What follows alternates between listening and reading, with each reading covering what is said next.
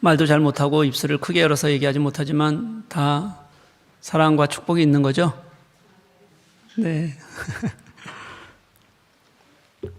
네, 예배 중에도 마스크 끼고, 가정에서는 또 가정대로 어려움 있을 겁니다. 코로나로 인해 또 생활의 어려움들, 또 여러 가지 부딪힌 문제들 여러분들 많이 갖고 있을 거라고 생각합니다. 다들 잘 이겨내셨으면 좋겠습니다. 저는 목회자이다 보니까요, 아무래도 이런 시기에 교회 공동체에 대해서 생각을 많이 하게 됩니다. 교회 공동체가 일정 부분 마비되어 가는 것, 또 혹시 이런 과정 속에서 붕괴되어 가는 공동체들, 또 우리도 일정 부분 붕괴되는 것들이 분명히 있을 텐데 라는 생각을 하지 않을 수가 없습니다. 오늘은 이 공동체의 의미에 대해서 여러분들과 같이 한번 말씀을 그래서 나누어 보고 싶습니다. 지난주에 우리는 그리스도인이 중생을 했을 때의 처음 상태는 갓난아기와 같아서 우리 갓난아기처럼 사실은 미숙한 상태인 거다라고 말씀을 드렸어요. 그래서 갓난아기가 젖을 사모하듯이 순전한 마음으로 그리고 신령한 젖을 사모하면서 자라가는 게 성숙한 그리스도인들의 모습이다라는 거죠. 이건 개인적 성숙을, 내가 젖을 사모하고 자라가는 개인적 성숙을 말하는 겁니다. 지난주 말씀이 이렇게 1절부터 3절까지였는데요. 갓난아기의 비유를 통해서 그리스도인들이 어떻게 개인적으로 성숙해 가야 되는가를 지난주에는 말하고 있다면요, 오늘 우리가 읽은 본문 이어지는 4절에서 7절 말씀은 건축의 비유를 통해서 공동체는 무엇인가에 대해서 우리들에게 해답을 주고 있는 초점으로 그렇게 이동이 되어지고 있습니다. 여러분, 교회 공동체 하면 가장 중요한 게 뭘까요? 교회 공동체 하면 가장 먼저 떠오르는 단어가 무엇이어야 할까요? 예수님이요. 너무 당연하죠. 예수님의 역할이 교회 안에서 무엇인지, 그 예수님의 영향력이 교회 안에서 어떻게 드러나고 있는지, 이것에 따라서 교회가 다른 모임과 구별이 되는 겁니다. 완벽한 다른 기준이 중요한 요소가 되는 거예요. 교회는요, 여러분, 예수라는 프리즘을 통해서 보지 않으면, 그렇지 않으면 제대로 보일 수가 없는 그런 모임이 교회입니다. 저는 오늘 이 설교 속에서 예수 그리스도라는 단어가 제 입에서 얼마나 많이 나올지 몰라요. 한번 잘 들어보셔요. 오늘 본문에서 계속 모든 절마다 나온 단어가 있습니다. 어떤 단어냐면 돌이에요, 돌. 모든 절에 4절에서 5절, 6절, 7절 다 나와요. 근데 4절, 5절, 2절은 산돌이라는 표현으로 나오고요. 그 다음에 6절, 7절은 모퉁이 돌 이렇게 나옵니다. 이 돌이 누구가 비유된 거예요? 예수 그리스도가 돌로 비유된 거예요. 여러분, 우리가 돌로 비유해서 기분 좋을 일은 별로 없죠. 여러분들 돌로 비유하면 가장 많이 비유하는 게 뭐예요? 돌머리요? 진짜 그렇게 표현하십니까? 4글자로 표현하지 않아요? 3글자로 표현해요? 교회에서 그런 거 하면 안 되죠. 가장 먼저 우리가 비유하면 떠올리는 게 그런 것들이잖아요. 우리는 성경에도 돌을 부정적으로 간혹 사용하는 적들이 있어요. 그렇지만 성경에서 말하는 대부분의 돌에 대한 비유는 긍정적인 측면에서 말합니다. 튼튼한 기초가 된다, 반석이 되신다, 우리를 지키시는 바위가 되신다, 오늘 같은 경우는 희생하는 모퉁이 돌이 된다, 이런 비유들이 훨씬 더 많습니다.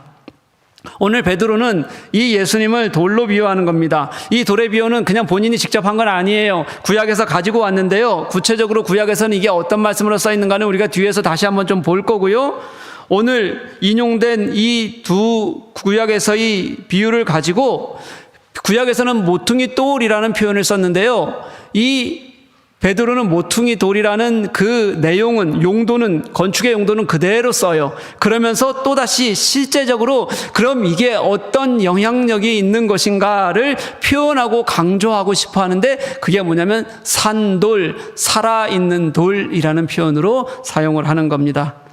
예수께서는 살아있는 돌이니까 우리가 앞에서 중생이라는 게 다시 태어난다 그런 거잖아요. 생명체라고 그랬잖아요. 갓난아기잖아요. 여기서 생명이 이어져서 자라고, 그리고 이것이 예수 그리스도로 당연히 이어진 상태에서 우리는 생명체로 만들어져 가고 있다는 것을 분명하게 떠올리기 위해서 산돌이라는 표현을 쓰고 있는 겁니다. 여러분, 어린아이에서 성장하고 또 예수 그리스도의 생명으로 이어져서 그렇게 같이 지어져 가야 한다. 이게 우리 그리스도인을 그리고 교회를 이야기하는 오늘 베드로의 가장 간단한 비유예요. 여러분, 근데 어떤 것 같으세요? 누구나 예수 믿으면 다 산돌이신 예수 그리스도와 함께 그 생명력으로 지어져 가고 있는 것 같은가요? 정말 살아있는 것 같은가요? 생명력이 있어 보이나요? 말씀을 보면 너무 당연하게 보이는 이 분명한 비유, 이 비유에서는 다른 걸 찾을 수가 없어요. 그런데 이렇게 분명한 비유를 가지고 우리들에게 말씀하실 때는 이런 게 더 큰 것 같아요. 정말 너희들은 그러냐? 우리는 그런가? 그렇게 사실은 당연한 문제를 놓고 우리들에게 묻고 있는 것이기도 한 것 같습니다. 4절 말씀은 이렇게 시작합니다. 사람에게는 버림바가 되었으나 하나님께는 택하심을 입은 보배로운 산돌이신 예수께 나아가. 사람에게 버림바가 되었다는 것은요, 직접적인 말씀으로는 예수 그리스도의 메시아 되심을 제대로 보지 못하고 예수 그리스도를 십자가에 못 박혀 두도록 그들이 직접 십자가에 못 박았던 그런 유대인들을 말하는 겁니다. 그런데 그럼에도 불구하고 하나님께서는 그 예수 그리스도를 선택하셔서 교회의 모퉁이 돌이 되게 하셨잖아요. 그런데 우리는요, 혹시 우리는 여전히 우리도 예수님께 나아가지 못하고, 그리고 예수께서 이미 우리를 위해서 십자가에 죽으셨는데도 불구하고, 그리고 우리를 살리셨는데도 불구하고 우리는 여전히 예수를 버린 자들처럼 우리도 그 산돌이신 예수님과 연결되지 못하고 그래서 죽은 자처럼 살아가고 있는 것은 아닌가 하는 거예요. 죽은 자처럼.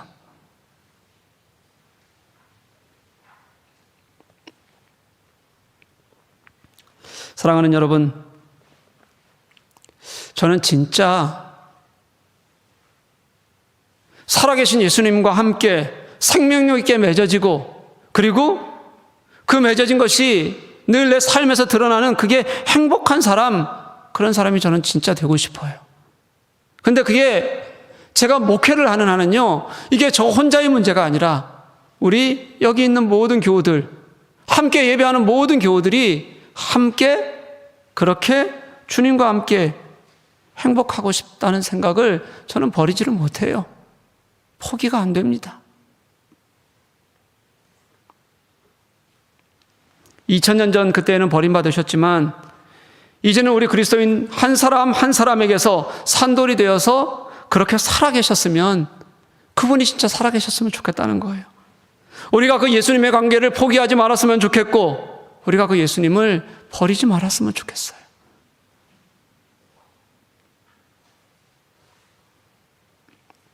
오늘 우리 세례와 입교식이 있는데요, 세례에는 두 가지 의미가 있습니다. 하나는 예수 그리스도께 완전한 고백으로 나아가는 결단이에요. 이제는 내 자리가, 내가 추구하던 모든 것이 이제는 이 세상에 있지 않고, 그리고 이 세상이 아닌 예수 그리스도께 나의 모든 것이 드려져서, 그래서 내가 그 예수 그리스도와 함께 죽고 이제는 모든 가치와 권세를 주님께 두어서 같이 살아가고자 하는, 같이 예수 그리스도와 살겠다는 고백을 하는 예식이 당사자에게는 세례 예식입니다. 그렇게 예수님께 나아가는 거예요. 또 하나의 세례의 가장 큰 의미 중에 하나는 공동체입니다. 세례의 고백과 결단은요, 하나님 앞에서 하는 거지만 또 공동체 앞에서 하는 것이기도 해요. 누구도 혼자 신앙생활 할 수가 없습니다, 여러분. 만약 나는 혼자서도 신앙생활 잘할 수 있다고 생각한다면 그분은 예수님이 가르치신 교회가 무엇인지 아예 모르는 사람이에요. 그러고 잘난 척하는 겁니다. 세례는 개인적으로 주님을 나의 구주로 고백하는 시간이지만 공동체적으로는요, 우리가 이제 그들과 함께 주로 예수를 주로 고백한 그런 사람들이 함께 모인 이 모임에 들어와 우리가 하나가 되겠습니다 인정하고 서로 축복하고 축하하는 예식이 세례식입니다. 그래서 오늘이 성령 강림 주일이잖아요. 이때 세례하는 거예요.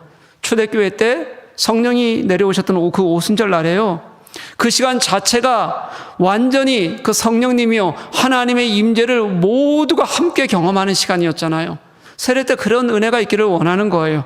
그리고 또 그때 예수 그리스도께서 이 땅에 교회를 남겨두셨던, 그리스도인들을 남겨두시고 교회 공동체가 세워지게 하셨던 날이기도 해요. 그래서 그 의미를 담아서 우리가 오늘 2부 예배 때 세례 예식을 하는 겁니다. 여러분, 세례는 2부에서 하지만요, 우리 1부의 성도들도 그들을 아시는 분들도 있고 모르시는 분들도 있을 거예요. 함께 축복하고 축하하는 마음을 가져주셨으면 좋겠습니다. 잘 모르면 이런 마음을 가지시면 돼요. 우리 교회 누군가가 주님을 자신의 입으로, 자신의 마음으로 고백하는 거예요. 그 고백하는 이가 이제 진짜 주님을 만날 수 있도록 살아있는 예수 그리스도를 깊이 묵상하고 그 예수 그리스도와 함께 살아가는 것이 얼마나 좋은 일인지 깨달을 수 있도록, 그리고 그렇게 함께 만들어가는 우리가 정말 같은 공동체로 있는 게 좋다고 고백하는 그런 우리가 되면 돼요. 사랑하는 여러분, 그렇게 살아계신 주님이 우리 하나님이 되게 하십시다. 나의 하나님이요. 내가 다시는 주님을 버린 것처럼 주님을 나의 삶에서 소외시키고 나의 생각에서 제거하고 나의 생명을 위해서 이 땅에서 죽으시기까지 하신 그 놀라운 예수 그리스도의 구속의 역사를 나에게서 따로 떼어내서 격리시키지 말았으면 좋겠어요. 예전에는 그가 사람들에게 버려진 바 되었지만 이제는 우리에게는 보배로우신 산돌이신 그 예수께 우리가 나아가서요, 그와 살아있는 숨결로 연결되고 그가 내 삶에 진정한 의미가 되고 호흡하고, 그래서 내 간절함이 그와 같이 나누어지고 벅찬 감동을 살아가는 그런 저와 여러분이 될 수 있기를 주님의 이름으로 간절히 소망합니다. 여러분, 주님을 그렇게 믿으십시오. 그리고 그런 사람들이 모여서 공동체로 만들어져 가는 거예요. 5절 말씀을 보니까 우리 그리스도인들에게도 산돌이 되라 이렇게 말씀하십니다. 그리고 신령한 집으로 세워져 가라 이렇게 말씀하세요. 우리는 산돌 위에 세워진 또 다른 건축재료, 죽은 돌이 아니라는 거죠. 예수님이 산돌이셨다면 그 위에 잇대어져 가는 우리도 똑같이 산돌이 되라고 합니다. 여러분, 예수를 믿는다는 것의 의미가 그거예요. 내가 예수께 속했다, 예수께 있다 그러면요, 예수 그리스도께서 살아계시니까 나도 살아있다는 것입니다. 그게 살아있는 그리스도인의 모습이에요.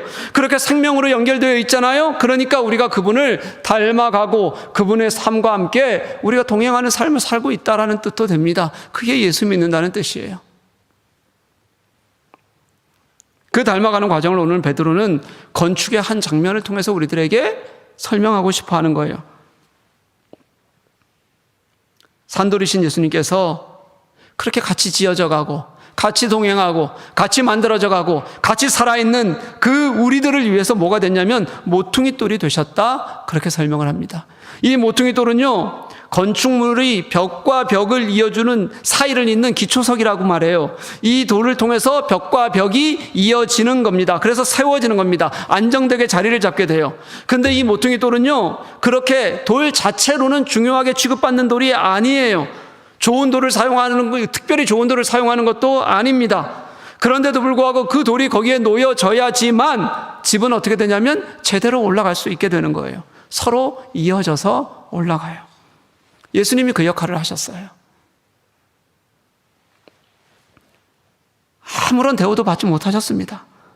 예수님께서 그 역할을 하시면서 어떤 화려함도 없으셨어요. 그저 버려지는 돌 같았습니다. 그런데 그분이 모퉁이 돌이 되셔서 머릿돌로 자리를 잡으니까 그 돌에 잇대어서 다른 돌들이 연결이 될 수 있게 되었고요. 그렇게 하나하나 연결되어지고 서로를 지탱하다 보니까 그게 뭐가 되냐면 서로가 지어진 교회가 되었다, 이렇게 말씀하는 거예요. 예수님 때문에 교회는 모이는 거고요, 예수가 없으면 무너지는 거고요. 그가 우리 삶에, 우리 교회의 모퉁이 돌이 되신 것이 얼마나 중요한 일인지 다 깨달아야 교회의 의미를 알 수 있다는 겁니다.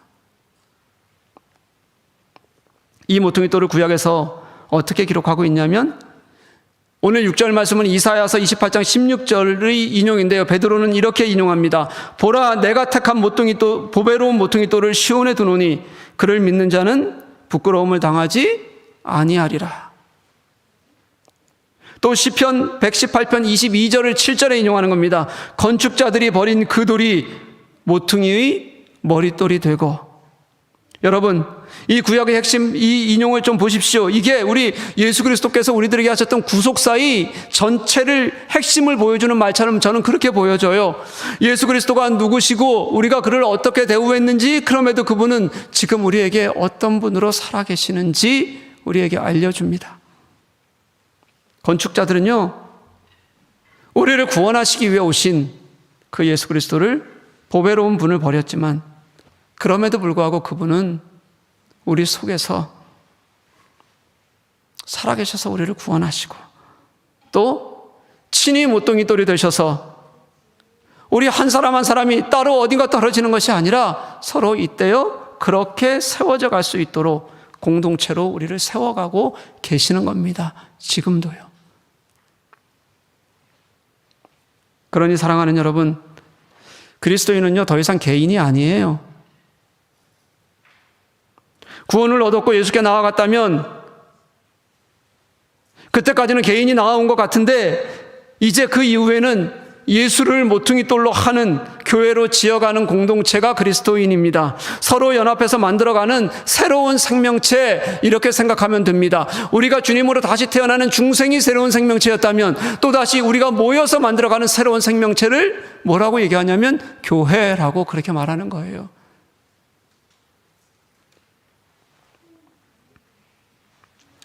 돌 하나로 보자면 너무 보잘것없잖아요. 그냥 큰 건물에 거기에 어디 모퉁이 하나에 처박히는 거예요. 그래서 건축자들도 그걸 그렇게 중요하게 여기지 않았을지도 몰라요. 근데 그 돌 하나가 살아있는 생명력으로 일하면 어떤 구속의 역사를 일으키시는지, 그리고 지금 교회를 만들어 가시는지 우리들에게 너무 잘 보여주시는 거예요. 그렇게 예수께서 모퉁이 돌이 되시고, 그리고 함께 지어져가는 예수님의 공동체, 그게 바로 지금 프랑크푸르트 우리 교회입니다.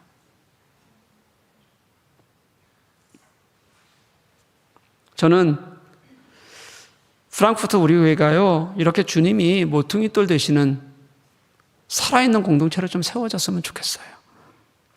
저는 그런 마음으로 목회를 합니다. 예수께 잇대어져 있는 것이 아니면, 교회에 예수가 살아계시지 않으면, 교회가 예수님을 중심에 두고 그분을 바라보는 공동체가 아니면, 여러분, 교회는 교회가 아닙니다.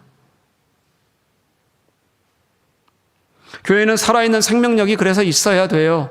죽어 있어서는 절대로 안 됩니다. 예수께서 친히 당신의 생명력으로 우리를 구원하시고, 그리고 살아계신 돌로 우리를 세워가시는데, 교회에서 그 살아있음이 보여져야 되는 거 아닙니까? 그런데 죽어 있으면 뭔가 잘못된 거죠. 옳지 않은 거죠. 교회가 살아있음이 밖으로 보여지잖아요. 그 외부로 보여지는 걸 다른 말로 하면 공교회성, 이렇게 얘기할 수 있어요. 주님께서 한 사람 한 사람을 부를 때는 구원은 개인적인 영역이었지만, 그렇게 해서 불러 모아지잖아요. 그러면 교회는 공교회적 성격을 가져요. 우리 사도신경 마지막 부분을 우리는 이렇게 외웁니다. 나는 성령을 믿으며 거룩한 공교회와 성도의 교제와, 이렇게 외워요. 이 여기에 나오는 거룩한 공교회, 이게 이미 우리가 동일한 단어를 사용하고 있는 겁니다. 우리가 이미 고백하고 있는 그게 뭐냐면, 우리 교회는 공적 영역에 속해 있다, 살아서 역사하는 공적 영역이다라고 우리 스스로 외우고 있는 거예요.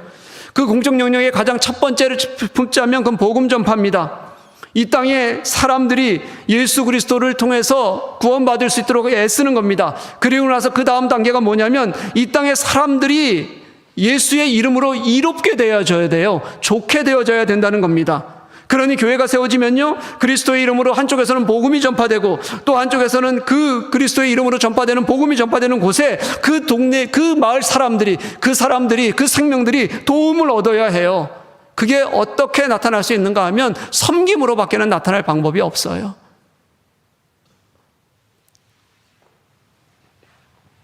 그냥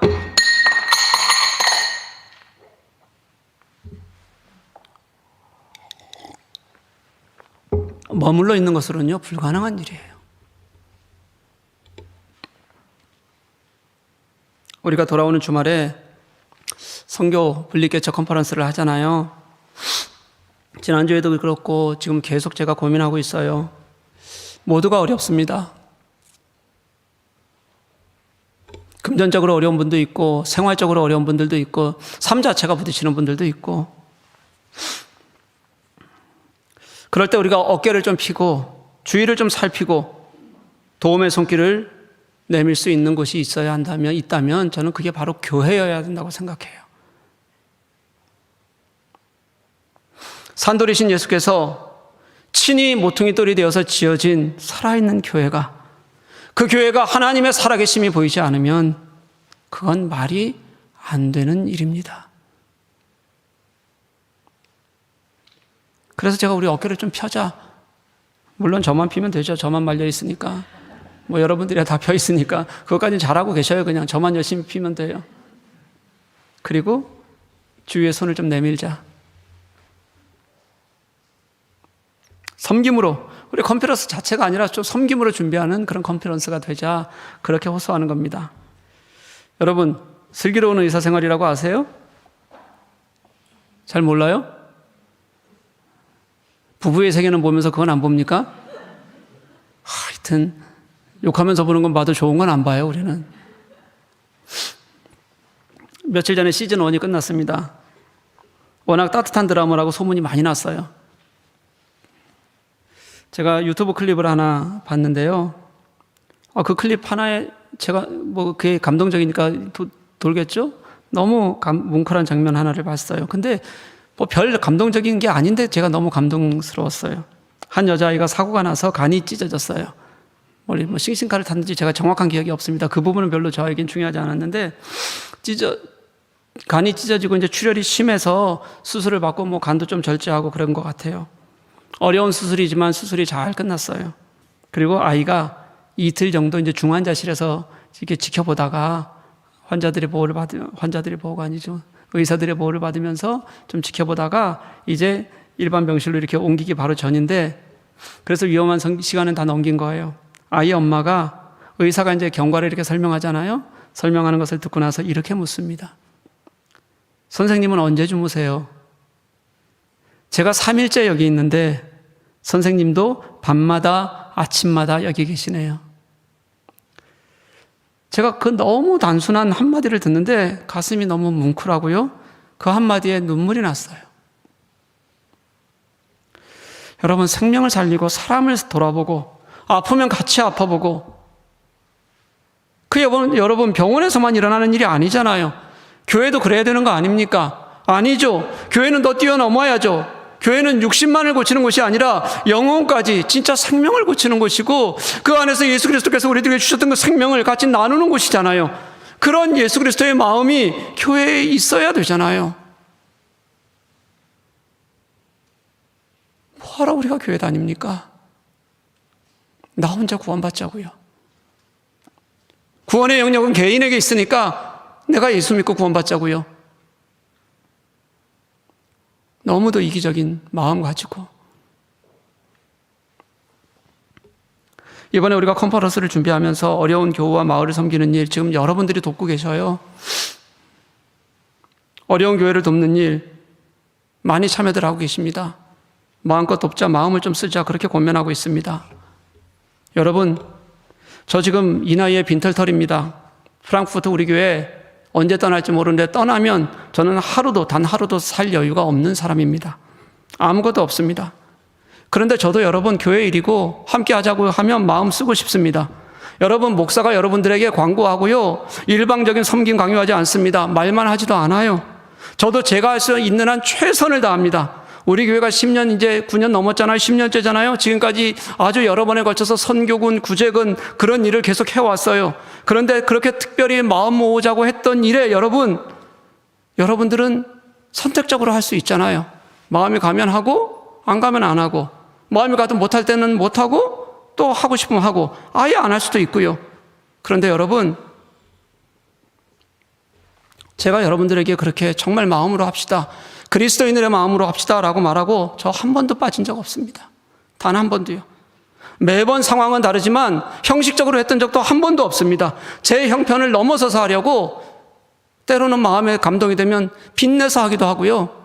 그래서도 내가 그렇게 같이 하려고 애씁니다. 단 한 번도 그냥 여러분들에게만 얘기하고 뒤에서 나는 괜찮다고 넘어가 본 적이 없어요. 왜 그러냐면요, 제 목회자로서의 내가 주님을 보는 신앙에, 그리고 여러분들에게 같이 하자고 말하는 제 자신이 부끄럽지 않고 싶은 거예요. 그러면서 제가 이런 생각이 들었어요. 우리 모든 그리스도인들이 내가 주님 앞에서, 그리고 세상 사람들 앞에서 부끄럽지 않은 신앙을 살아가는 게 진짜 공동체의 모습 아닐까라는 생각이 제가 들었어요. 여러분, 교회가 진실한 공동체인가? 우리 교회는 건강한가? 우리는 진짜 모퉁이 돌 되신 예수 그리스도를 잇대어서 살아가고 있는가? 여러분, 제가 자꾸 잔소리하는 것처럼 들리시어요? 그거 계속 돌아보지 않고서는 교회는 건강하고 진짜 공동체로 서 있을 수가 없습니다. 절대로 안 돼요. 저는 진짜로 제가 다 내어놓고 목회합니다. 시켜서 하는 일이 아니라 그렇게 하고 싶어서 합니다. 그게 뭐든요.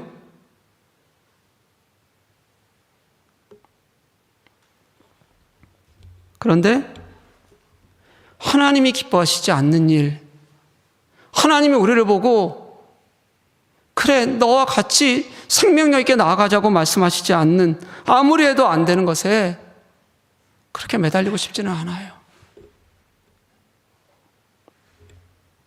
그러지 말자고 제가 발버둥 치는 게 여러분들에게 우리 건강한 교회자가 되자고 얘기하는 거고요. 그 안에서 우리가 좀 진짜 공동체의 모습을 좀 갖자고 여러분들에게 늘 말씀드리는 겁니다. 듣기 좋은 얘기, 들으면 은혜 받고 나 위로받고 가면 나 혼자 좋은 얘기들 말고 진짜 공동체 되자고 그렇게 여러분들과 함께 나누고 살아가는 거예요. 그게 목회자로서 제가 목회하는 유일한 이유입니다. 사랑하는 교회 여러분, 저는 우리 교회는 건강한 교회로 세워지기 위해서 노력하는 교회라고 생각해요. 그리고 부끄럽지만, 진짜 부끄럽지만 건강한 교회의 자부심도 우리는 가지고 있습니다. 그런데 이게 한두 사람의 노력이 아니어야 합니다. 말만 그런 것 같은 부끄러움이 아니어야 합니다. 진짜 누구라도 서로에게서 그렇게 느껴지고 서로에게서 그런 건강함을 받는 기쁨이 있고 그렇게 세워져 가는 게 진짜 교회입니다. 갈 길이 멉니다. 그렇지만 가야죠. 그게 교회니까 가야 합니다. 그리고 그 출발은 여러분 지금 이 자리에서 내가 하는 겁니다. 주님께 나의 영혼을 드리고 마음을 드리고 주님께 잇대어서 함께 가겠다고 내가 결정하는 거예요.